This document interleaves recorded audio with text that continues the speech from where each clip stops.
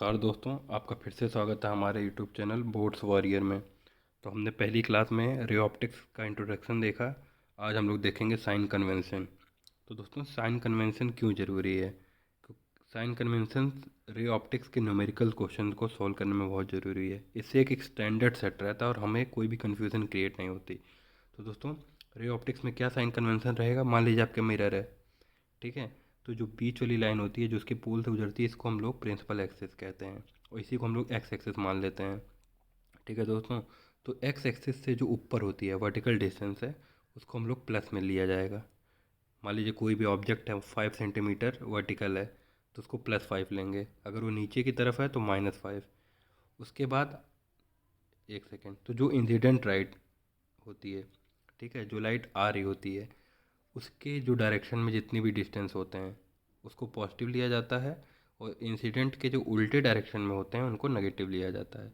जैसे कि मान लीजिए अगर आपको क्वेश्चन में दिया है कि इंसिडेंट लाइट ऐसे कुछ आ रही है लेफ़्ट से राइट, और कोई ऑब्जेक्ट है वो इधर से इधर की तरफ जा रहा है, ठीक है, तो दोनों का अगर डायरेक्शन सेम होता है तो वो डिस्टेंसेस हमें प्लस मिली जाएंगी। अगर अपोजिट होता है तो नेगेटिव मिली जाएंगी। जैसे आप एग्ज़ाम्पल ले लीजिए, मान लीजिए कोई ऑब्जेक्ट यहाँ पे है, ठीक है, तो लाइट इधर से, ये इंसिडेंट लाइट की डायरेक्शन है, तो ये जो ऑब्जेक्ट की डिस्टेंस पोल से कैसे कैसी होगी, यहाँ से यहाँ की तरफ है, ठीक है, हम ऐसे ही मेज़र कर रहे हैं। पोल हमारा सेंटर होता है, वहाँ से हम मेज़र कर रहे हैं, तो ये डिस्टेंस क्या होगा, नेगेटिव हो जाएगा, क्योंकि लाइट इधर से आ रही है लेफ़्ट टू राइट और हम डिस्टेंस मेज़र कर रहे हैं राइट टू लेफ़्ट, ठीक है। तो इस केस में पॉजिटिव कब होती? इस केस में पॉजिटिव ऐसे होता, मान लीजिए ये कॉनकेव मिरर है और इसके उल्टे साइड में कोई ऑब्जेक्ट है, ठीक है। अब देखिए लाइट इधर से आ रही है इस डायरेक्शन में, और उसके बाद हम लोग डिस्टेंस जो मेज़र कर रहे हैं पोल से यहाँ तक, ठीक है। तो दोनों का जो डायरेक्शन है, आप देख सकते हैं इन दोनों का डायरेक्शन सेम है। तो ये जो अगर मान लीजिए 5 सेंटीमीटर है या 10 सेंटीमीटर जो भी होगा, इसको हम प्लस में लिखेंगे। तो आशा करते हैं कि आपका ये जो साइन कन्वेंशन है ये कॉन्सेप्ट क्लियर हो गया है। अब उसके आगे हम लोग बढ़ते हैं, मतलब हम लोग देखेंगे focal length of spherical mirror. क्या देखेंगे? Focal length of spherical mirror. तो फोकल लेंथ होता क्या है? तो उससे पहले आप इस इमेज को देखिए, ठीक है। और इमेज से पहले मैं आपको एक एनिमेशन वीडियो दिखाना चाहता हूँ। हाँ दोस्तों, ये एनिमेशन वीडियो देखिए, उसके बाद मैं आपको एक्सप्लेन करता हूँ फोकल लेंथ क्या होता है। जैसे एक रे जा रही है, इंसिडेंट होके टकरा के वापस आ गई, ये भी पैरेलल रे टकरा के वापस आ गई। तो दोस्तों, जो पैरेलल रेस जब मिरर पे टकरा के वापस आती हैं, ठीक है, तो जिस पॉइंट पे दोनों कन्वर्ज करती हैं उसी को फोकल लेंथ कहते हैं। तो इस केस में हमारा जो फोकल लेंथ होगा ये पॉइंट है, ठीक है।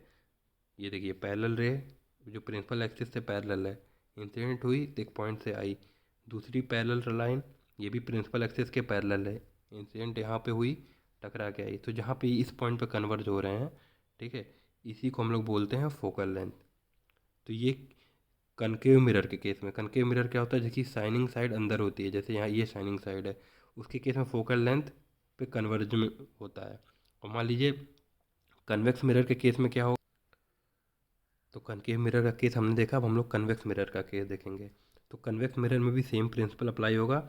मान लीजिए कोई रे आ रही है, ठीक है, मिरर पे टकराई, रिफ्लेक्ट हो गई, दूसरी रे भी टकराई, रिफ्लेक्ट हो गई, जो प्रिंसिपल एक्सिस से गई वो सीधे चली जाएगी, सेम यहाँ पे भी हो रहा है, रिफ्लेक्ट हो रही है। तो इन मिरर्स को जो इन रेस को जब हम एक्सटेंड करेंगे तो हमें दिखाई पड़ेगा कि ये किसी पॉइंट से डाइवर्ज हो रही है, ऐसी फील आएगी, ठीक है। तो वो पॉइंट कन्वेक्स मिरर के केस में फोकल पॉइंट होता है, ये आप देख पा रहे होंगे। तो आपको ऐसा क्या लग रहा है कि ये कोई सा पॉइंट है, वहाँ से डाइवर्ज हो रही हैं, डाइवर्ज मतलब दूर जा रही हैं, ठीक है, इस पॉइंट से ये रेस दूर जा रही हैं। तो ये फोकल लेंथ हो गया या फोकल पॉइंट हो गया कन्वेक्स मिरर का, ठीक है। तो ये हमने ये पैराग्राफ कंप्लीट कर लिया, ये आप अपने बुक में देख सकते हैं। अब आगे आते हैं, एक इसमें इम्पॉर्टेंट पॉइंट है, फोकल प्लेन क्या होता है। तो दोस्तों, इन दोनों केस में हमने बात की जब रेस प्रिंसिपल एक्सिस के पैरेलल हों, यहाँ भी देख सकते हैं इन दोनों केस में, ठीक है। इस केस में क्या है, मान लीजिए रेस प्रिंसिपल एक्सिस से कुछ एंगल बना रही हैं, ये प्रिंसिपल एक्सिस है, ये पहली रे आई, ये देखिए कुछ एंगल पे है, ठीक है। तो ये जब रिफ्लेक्ट होगी और ऐसी दूसरी रे भी आई, ये भी जब रिफ्लेक्ट होगी, तो ये जिस पॉइंट पे मिलेंगे, ठीक है, ये जिस पॉइंट पे मिलेंगे वो होगा इनका फोकल लेंथ। और ये प्रिंसिपल एक्सिस से नॉर्मल है, 90 डिग्री पे होगा, ये देख पा रहे होंगे आप लोग, ठीक है। ये प्रिंसिपल एक्सिस है, तो इस पॉइंट से स्ट्रेट पे है, ठीक है, 90 डिग्री। तो ये जो प्लेन बनता है इसको फोकल प्लेन बोला जाएगा, ठीक है। अब आइए आगे आते हैं। तो दोस्तों, जो फोकल लेंथ होता है और रेडियस ऑफ कर्वेचर, उनमें एक रिलेशन होता है, वो होता है F=R/2। इसको हम लोग प्रूव करेंगे। तो रेडियस ऑफ कर्वेचर क्या होता है, जो ये सेंटर ऑफ कर्वेचर है, पॉइंट है, तो यहाँ से पोल की डिस्टेंस, इसको कैपिटल आर या रेडियस ऑफ कर्वेचर बोलते हैं, ठीक है। और जो फोकल लेंथ है पोल की दूरी है, मतलब फोकल पॉइंट से पोल की दूरी, इसको फोकल लेंथ बोलते हैं, उसको स्मॉल एफ से दिखाते हैं। तो इन्हीं का यूज़ करके हम लोग इसको डिराइव करेंगे। तो आप पहले इस इमेज को देखिए, जो कनकेव मिरर का केस है सेम कन्वेक्स मिरर का भी केस होगा, तो दोनों में हम लोग देख लेंगे। अब यहाँ पे देखिए, रे पैरेलल जा रही है, ठीक है, यहाँ पे टकराई, तो ये जो पॉइंट है, इससे अगर हम सेंटर कर्वेचर को मिला देंगे तो ये नॉर्मल मिल जाएगा, ठीक है। तो जितना एंगल ऑफ इंसिडेंस है, ये एंगल ऑफ इंसिडेंस है, ठीक है। एंगल ऑफ इंसिडेंस को हम लोग आई दिखाएंगे, तो उतना ही एंगल ऑफ रिफ्लेक्शन होगा। तो हमने थीटा थीटा लेके ये रिफ्लेक्टेड रे बना दी, तो ये थीटा, ठीक है। अब आप इस फिगर में या इस ट्रायंगल में देखिए, अब ये थीटा थीटा सेम है, तो ये जो एंगल है, ये दोनों कितना होगा, 2 थीटा, ठीक है। और ये जो लाइन है, ये पैरेलल है, ये दोनों पैरेलल लाइन है, कुछ ऐसा एरो बना देते हैं। तो ये जो बीच वाली लाइन है, ये ट्रांसवर्सल का काम करेगी। रुकिए मैं आपको कलर चेंज करके दिखाता हूँ। ये ट्रांसवर्सल का काम कर रही है, ठीक है। तो ये दोनों एंगल क्या हो जाएंगे, अल्टरनेट इंटीरियर एंगल, तो इक्वल हो जाएंगे। तो ये 2 थीटा है, तो ये भी 2 थीटा, ठीक है। अभी मैं इसको मिटा देता हूँ, हाँ अब क्लियर हो गया। तो ये हो गया 2 थीटा, ये थीटा। अब आप इस ट्रायंगल में देखिए, पहले वाले जो मैं ग्रीन कलर से बनाया हूँ, इस ट्रायंगल को देखिए। हाँ, एक चीज़ बताना मैं भूल गया, जी एम पॉइंट से हम लोग डी पॉइंट पे एक परपेंडिकुलर गिराएंगे, ठीक है। तो ये मेरा एक राइट एंगल ट्रायंगल बन गया। अब जब यहाँ से tan थीटा लेंगे तो क्या आएगा, एम डी हाइट अपॉन ये सी डी पूरा बेस, ठीक है, ये वाली हाइट अपॉन ये वाला बेस, ठीक है। तो क्या हो जाएगा, M D upon C D, तो ये tan थीटा हो गया। यहाँ पे आप देख ही पा रहे होंगे, tan theta equal to M D upon C D. अब इस वाले ट्रायंगल से जो इस बार मैं बनाने जा रहा हूँ, इसको देखिएगा,